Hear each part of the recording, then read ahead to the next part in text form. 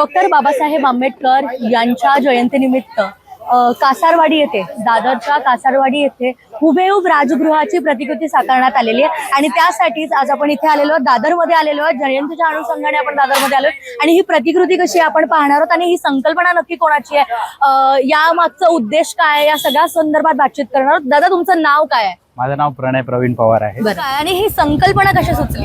Actually आमचं कसं आहे, माझा जो ग्रुप आहे ना, आमचा जो ग्रुप आहे आम्ही ठरवलेलं की यावर्षी आम्ही गेट बनवायचाच. आम्ही सगळ्या मित्रांनी मिळून सगळ्यांनी ठरवलेलं की गेट बनवायचं. तर काय बनवायचं, तर ते सगळं आम्ही डिझाईन वगैरे काढलं, सगळं केलं. त्यानंतर काय झालं की मी एक डिझाईन सुचवलेली, तर माझा एक मित्र आहे सनद म्हणून, तो मला बोलला की आपण आहे ना राजगृह बनवूया. मी बोललो राजगृह बनवलं. तर मी काय केलं, मी पहिला माझा मित्र आहे अजून एक हितेश म्हणून, तो आर्किटेक्चर इंजिनियर आहे. तर त्याकडून मी पहिला ऑटोकॅड बनवून गेलं की बनेल का, ह्या भागात बसेल का तो, ते सगळं केलं. त्यानंतर तो बसला आणि आम्ही रेडी केला. आणि आम्हाला सगळ्यात महत्त्वाचा आधार म्हणजे आमचे मिलिंद काका, मेन म्हणजे ते. माझं नाव मिलिंद दशरथ धोत्रे. मी म्हणजे आता या मुलांनी माझ्याकडे आले आणि मला सांगितले की यावर्षी आपण राजगृह बनवायचं आहे.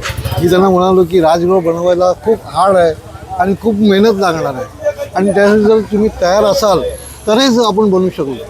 मी माझा संपूर्ण तुमच्या मागे पाठिंबा असणार आणि मी नेहमी तुमच्या मागे असणार आणि मी त्यांच्या मागे अजून वेळ आहे.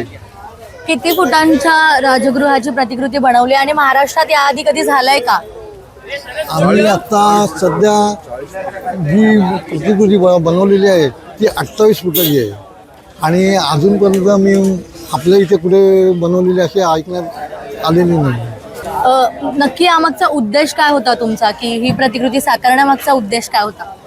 उद्देश म्हणजे असा की मुलांनी सांगितलं की काका आपण हे बनवूया आणि त्यांच्या मागे मी उभा आहे खंबीर बनून. काय सांगशील, तुझं काय नाव आहे आणि किती वर्षापासून इथे देखावा सादर करताय, तुम्ही बनवताय?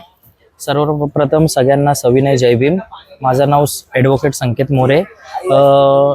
हा भव्य दिव्य जो आपण प्रवेशद्वार जो पाहता, त्या मागे मटेरियल वगैरेचं तर गोष्ट आहेच, पण ह्या मागचा आमचा उद्देश असा असतो की आमची ही जी वाडी आहे म्हणजे आम्हाला या वाडीला इतिहास म्हणजे सांगायचं झालं तर इंग्रजांपासूनचा इतिहास म्हटलं जातं की 150 वर्षांपासून आमचा ही वाडी आहे म्हणून, BMC क्वार्टर्स म्हणून.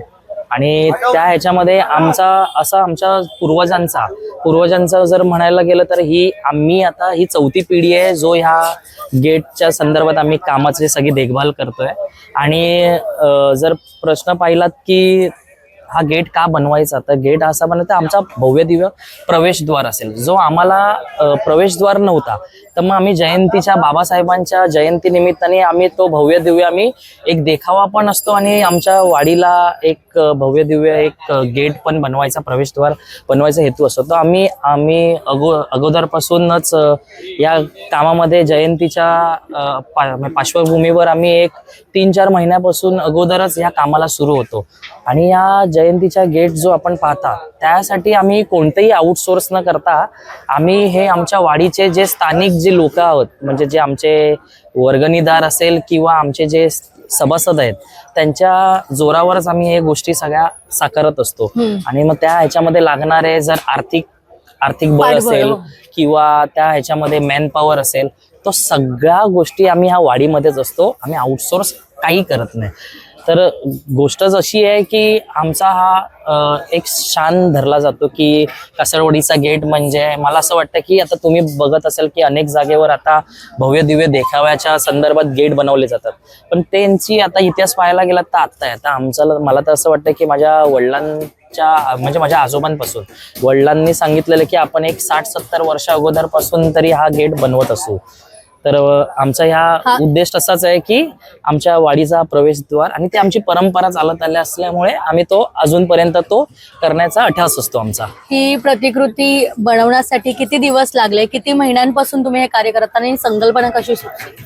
संकल्पना सुचली म्हणजे हा प्रवेशद्वार करताना आमचे वेगवेगळे जे मुलं असतात किंवा कोणी आमच्या कमिटीतले असतात, तर काय बनवायचं असं आमचं डिझायनिंग म्हणजे जो आर्किटेक्ट जो भाग असतो तो आमचा एक 3-4 महिना अगोदरपासून सुरूच असतो की कसं काय करायचं असतं, काय करायचं किंवा आपल्या ह्या मापामध्ये काय बनेल. तुम्ही जर पाहिलात तर आम्ही एलोवेरा आणि अजंता जो त्यांचा गेट आहे तो आम्ही बनवलेला आहे. आता ही जयंती जशी संपली, आमची एक 5 दिवस आमचा जयंती उत्सव असतो, ती संपल्या पुढच्या वर्षी काय ह्या तयारीला आम्ही अगोदरच लागलेलो असतो. मग तुम्ही बघाल तर त्याला जेमतेम 3 महिने तर लागतातच सगळ्या कामकाजाला, कारण का आम्ही प्रोफेशनल नसू पण आम्ही प्रोफेशनलपेक्षा कमी नसतो ह्या कामासाठी, कारण का आम्ही आमचे स्थानिकच ह्या सगळ्या गोष्टींचं देखभाल करत असतात. आणि जर बघायला गेलं तर आम्ही अनेक देखावे किंवा अनेक प्रवेशद्वार आम्ही उभा केलेले आहेत या अगोदर.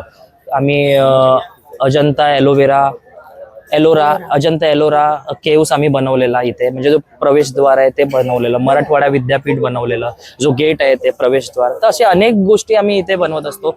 मागच्या वर्षी आम्ही विधान भवन इथे साकारलेलं, विधान भवन. आणि ह्या वेळेला आम्ही बाबासाहेबांचं जे राहतं घर आहे ते आम्हाला असेच आमच्यातले काही स्थानिक लोक तिथे गेलेले असताना तर त्यांना तिथे असं संकल्पना की ह्या वेळेला आपण ही अशी मिनिएचर बनवू शकतो का.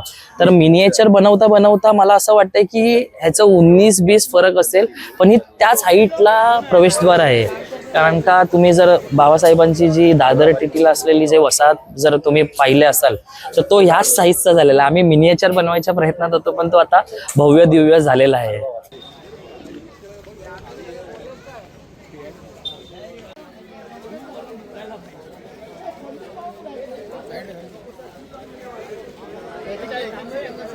दादा काय सांगाल, ही प्रतिकृती उभारण्यामागचं कारण काय, मुख्य उद्देश काय आणि जयंती निमित्त का? आमच्या वाडीतील मुलं, त्या लोकांनी प्रणय पवार आणि मिलिंद जाधव, मिलिंद धोत्रे आणि अशी म्हणजे मंडळी होती, वैभव कदम आहेत, ह्या लोक सगळे आमच्याकडे आले शाखेकडे आणि त्यांनी सांगितले ह्या टायमाला 135वा जयंती महोत्सव आहे, तर आपण त्यानिमित्त राजगृहाची प्रतिकृती आपण उभारूया. तर आम्ही बोललो, तर त्यांनी सगळ्या नकाशा बिकाशा सगळ्यात तयार केला आणि त्यांनी दाखवले की असं करूया. 1 महिना झाला, 5 तारखेला आम्ही त्याच्या म्हणजे कामाला सुरुवात केली. आता म्हणजे पूर्णत्वात म्हणजे झालेलं आहे ते, म्हणजे 95% काम झालेलं आहे. महत्त्वाचा मुद्दा म्हणजे की ही प्रतिकृती करताना ह्याचा मोठा उद्देश तर हाच होता की ज्यावेळेस बाबासाहेबांना स्वतःचं पुस्तकाचं भव्य अशी लायब्ररी बनवायची होती. बाबासाहेबांचं स्वतःचं स्वप्न असं होतं की माझ्या घरामध्ये मोठी लायब्ररी असावी आणि बाबासाहेबांनी हे स्वतः उभं राहून हे वास्तू उभी केली आणि स्वतः उभं राहून स्ट्रक्चर उभं केलं, त्याची प्लॅनिंग स्वतः केली आणि त्या राजगृहामध्ये कमीत कमी त्यांच्या काळामध्ये 50,000 पुस्तकांचं वास्तव्य होतं. आता किती आहे मला माहिती नाही, परंतु प्रामुख्याने बौद्ध समाजासाठी किंवा जय भीम सगळ्या अनुयायांसाठी ते प्रेरणास्थान आहे ह्या कारणासाठी की त्याच्यामध्ये अनेक विषयाचे पुस्तकं होती. ज्ञानाचं महाभंडार त्या ठिकाणी उभारलं गेलं होतं बाबासाहेबांनी आणि त्याची ओळख ह्या संपूर्ण बौद्ध समुदायाला आहे. 6 डिसेंबरला प्रामुख्याने सगळी मंडळी राजगृहाकडे बघायला जातात, तो सगळा भाग बघायला जात असतात. आणि बाबासाहेबांचं मुंबईमधलं दादर विभागातलं एवढं मोठं वास्तू इथे उभं असताना ते प्रत्येकाचे प्रेरणास्थान आहेत आणि त्याच्यापेक्षा पलीकडे ते ज्ञानाचं महाभंडार आहे. आणि ह्या सगळ्या गोष्टी असताना आमच्या मुलांच्या मनात विचार आला की ते ज्ञानाचं भंडार आपण या गेटच्या मिनिएचरच्या माध्यमातून साकार करूया आणि लोकांपर्यंत मेसेज पोचवूया की इथे ज्ञानाचं भांडार आहे. फक्त तो बंगला नाही, बाबासाहेब तिथे राहत होते किंवा आता बाबासाहेबांचं कुटुंब राहतं हा मोठा मुद्दा नाही, परंतु प्रामुख्याने त्याच्या मागचा उद्देश होता की तिथे लायब्ररी उभी करायची आणि त्या अनुषंगाने आम्ही इथे उभं करतोय. प्रयत्न चालला आहे ॲज इट इज तयार करण्याचा. पुढे आता पूर्ण स्ट्रक्चर झाल्यानंतर प्रत्येकाला दिसेलच ती गोष्ट कशी झाली कशी नाही ते. आणि मानवंदना आमच्या कासरवाडीकडून आहे की बाबासाहेबांच्या प्रती त्यांच्या प्रती प्रेम म्हणजे आम्हालाच नाही, भारतातल्या प्रत्येक माणसाला, स्त्रीला, पुरुषाला ते प्रेरणास्थान आहे. त्यांनी प्रत्येक तळागाळातल्या माणसासाठी काम केलेलं आहे. फक्त दलित वर्गासाठी किंवा अन्य वर्गासाठी केलेलं काम नाही, SC ST साठी केलेलं काम नाही. प्रत्येक माणूस जो भारतामध्ये जन्म घेतो त्याच्या जन्मापासून ते मृत्यूपर्यंत असं कोणीही नेता होऊन नाही गेला ज्यांनी काम केलं. फक्त एकच बाबासाहेब झाले ज्यांनी काम केलं. राजगृहच का म्हणजे मुळात आपण स्टॅच्यू बनवू शकतो किंवा इतर, पण राजगृह याची प्रतिकृती का निवडली?